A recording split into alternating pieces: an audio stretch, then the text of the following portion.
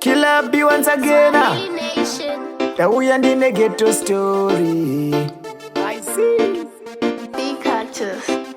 Magraduate arimo, tingori tese tinototamba wishu. Masistrani arimo, unovaona usiku muzvikora. Life yaisi easy paghetto, a ghetto life. Pare zvino yakasunga, maya zvisi easy paghetto. Kutozama kungosunga sunga kuti zvigobuda. Zvisi easy paghetto, a ghetto life. Pare zvino yakasunga, maya zvisi easy paghetto. Kutozama kungosunga sunga kuti zvigobuda. Mawindi aripo anodedzera pakombi, panozama zvese kuti vawane matombi. Unotovaonawo vakanamira pakombi, pozoita avo vanofamba semazombi. Ari kuteerwa here ari kutsomwa, boys remutoriro.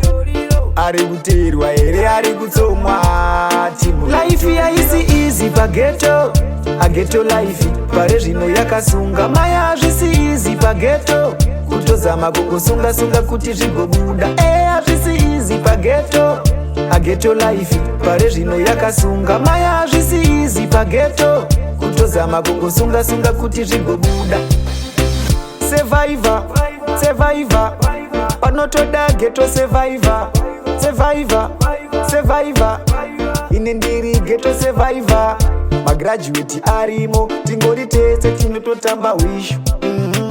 Masistrani arimo, unovaona usiku muzvikora. Life yaisi easy paghetto, a ghetto life. Pare zvino yakasunga, maya zvisi easy paghetto. Kutozama kungosunga sunga kuti zvigobuda. Zvisi easy paghetto, a ghetto life. Pare zvino yakasunga, maya zvisi easy paghetto.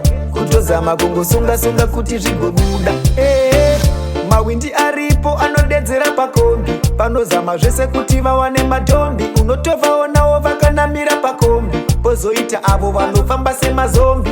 Ari kuteerwa here ari kutsomwa, boys remutoriro. Ari kuteerwa here ari kutsomwa, timu. Life yaisi easy paghetto, a ghetto life. Pare zvino yakasunga, maya zvisi easy paghetto. Kutozama kungosunga sunga kuti zvigobuda. Zvisi easy paghetto, a ghetto life. Pare zvino yakasunga, maya zvisi easy paghetto. Kutozama kungosunga sunga kuti zvigobuda. Life yaisi easy paghetto, a ghetto life. Pare zvino yakasunga, maya zvisi easy paghetto. Kutozama kungosunga sunga kuti zvigobuda.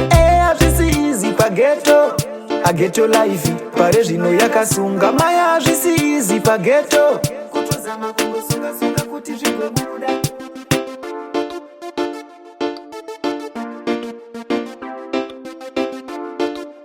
Be culture.